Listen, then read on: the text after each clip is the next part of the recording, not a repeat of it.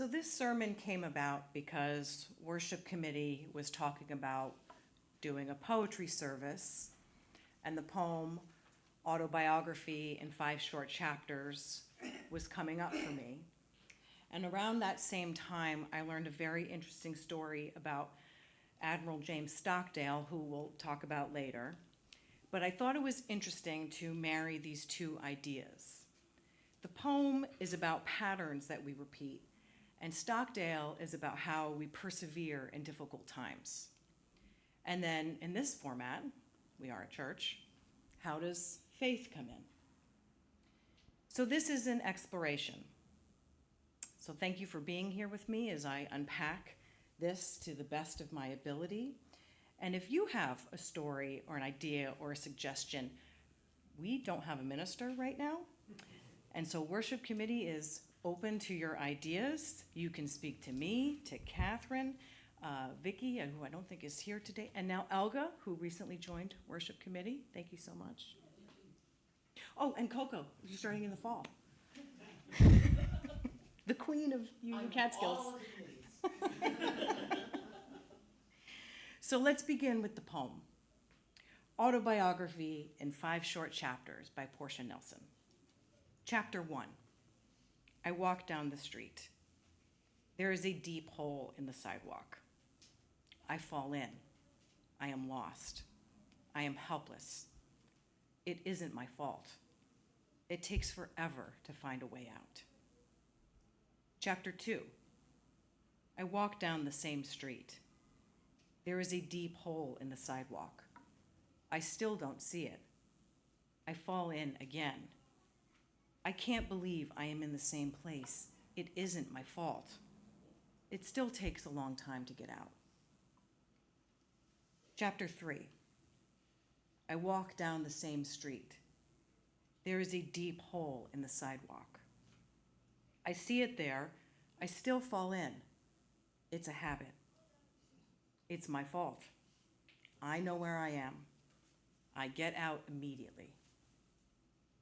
Chapter 4. I walk down the same street. There is a deep hole in the sidewalk. I walk around it.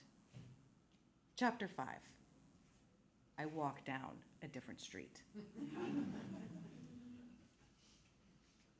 This is such a simple poem, but there's so much rich metaphor in here to unpack. It's a well-known piece among those in addiction recovery, but for me, I see myself in it. I've been on chapter 3 for a long time. We all have patterns that we repeat, but there really are different types of holes. The holes that we dig ourselves, the holes we fall into because somebody else dug them, and perhaps the holes that were simply there. What deep hole have you fallen into again and again? Is it refusing to ask for help? Overworking? Avoidance when someone reaches for connection? Maybe you're repeatedly choosing what's familiar over what is healthy. Change is hard. Sometimes change feels impossible because not everything is within your control to change. Maybe there's elements outside of your control where you can't change that situation. When change doesn't even seem possible, that is a painful, painful place to be. It feels unsolvable and stuck. It might be a long time before you get out. Some holes are never climbed out of. Some are managed. Some people need someone else to throw down a rope. But remaining in the same hole, whether it's your fault or not, isn't a reason to stay there. Feeling stuck doesn't mean that you're failing. The better question is, what's mine to change and what isn't mine to change?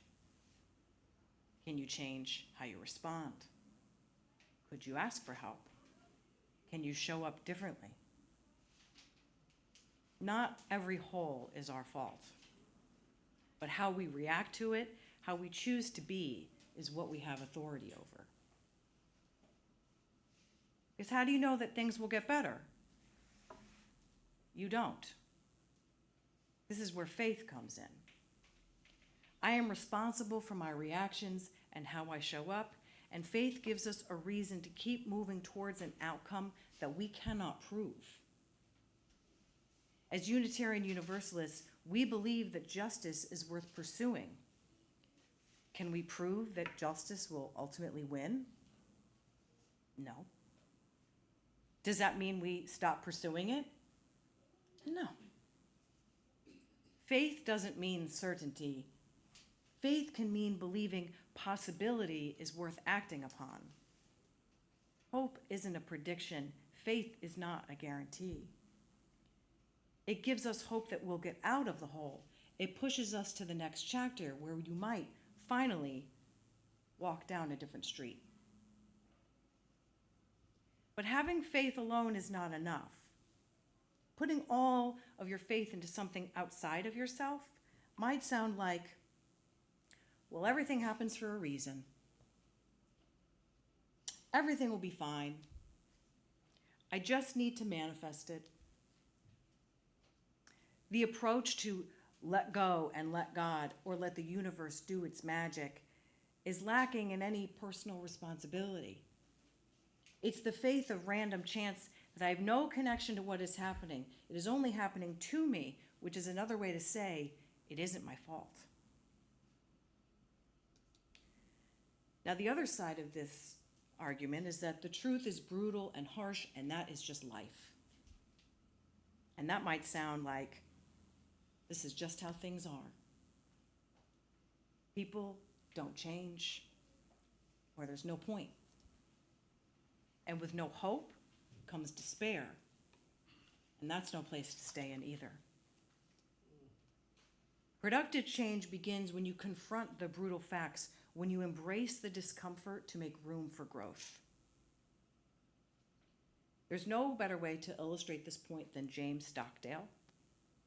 James Stockdale was a Navy vice admiral and an aviator, and in the Vietnam War, he became a prisoner of war. In September 1965, he was flying over Vietnam on a mission, and his plane was struck down, and he was captured, beaten, and he was held prisoner of war for the next 7.5 years. He endured horrific tortures. He was routinely beaten, held in a solitary confinement cell that was 3 feet by 9 feet. His legs were broken twice during captivity. So during his time as prisoner, Stockdale noticed there were 2 groups of people that struggled with being a prisoner of war. One would be the optimist, who said, I'm going to be out by Christmas. I'm going to be out by my birthday, and they would put all of their hope and faith into that, and then the Christmas or the birthday would come, and it wouldn't happen, because once their belief hit reality, they would really struggle with that. And then there were the ones who felt like there was nothing that they could do, that they were probably going to die in this situation, and they were never going to get out of here alive. And of course, that would lead to despair and nihilism, and they would shut down. The people who did best in this situation are the ones who had unwavering hope, delusional levels of hope, while still holding the brutal honesty of the situation. The ones who did the best are the ones who said, I don't know when this is going to end. This is an awful situation, but I know that I'll survive and I'll build a life beyond this. The Stockdale paradox, as it's become to be known, is that you must maintain unwavering faith that you can and you will prevail in the end, regardless of the difficulties, and at the same time, have the discipline to confront the most brutal facts of your reality, whatever they might be, your fault or not. Stockdale refused to choose between hope and reality. He didn't say, everything's going to be okay, it'll work out just fine. He didn't say, nothing's going to change and so it doesn't matter. He held both. I cannot control my circumstances, but I refuse to surrender my future. Truthful enchantment lives in the uncomfortable space between those two. I can accept the reality of my situation and have faith that change is possible, even if I don't see it or feel it. It's a very grounded place to be. Because how do we know that things will get better? We don't. They might not get better. But I can face the current circumstance and be present with what is right here. To let go and say, well, I'm just floating out here on this rock in space, and the universe knows exactly what I need. No, friend, you are an active participant in your story, and how you show up matters. Being Unitarian Universalists, we come from a variety of different faith traditions. We get to learn and choose which ones speak to our hearts. We humans have so many different acts of faith that we believe will support us. On a full moon, I will lug all of my crystals out to my yard and I will charge them overnight because I believe that their energy will transmute to me. Got a piece of kyanite in my pocket that I'm having with me today. Are there any witches in here? Does anyone blow cinnamon on their front door to bring prosperity? Yes, exactly. Has anyone ever used quantum code to address pain? Quantum code is a series of numbers that you repeat over and over and over. It's to adjust your frequency in order to kind of shift timelines. Sounds a little delusional, right? But believing in something fantastical is part of being a spiritual person, because our faith asks us to act on something that we cannot prove. Out of context, those spiritual practices that I just said, they sound totally absurd, yet they give us hope that we're working towards something, a place of peace. I went to Kingston Catholic School, right down the road here, and I was raised to be a good Catholic. I said my rosary, I went to church on Sunday, I did my confessions, all the whole nine, and I remember praying to the Holy Spirit, and I wanted it to wash over me and fill me with light and peace so that I would never get annoyed by my brothers and I would just be this calm, peaceful person who never got upset. How do you think that worked out? We think of peace as this magical Zen state that's fully embodied. Peace is something we choose. It doesn't choose us. You choose peace. You choose it by what you ignore, by what you release, by what you stop giving energy to.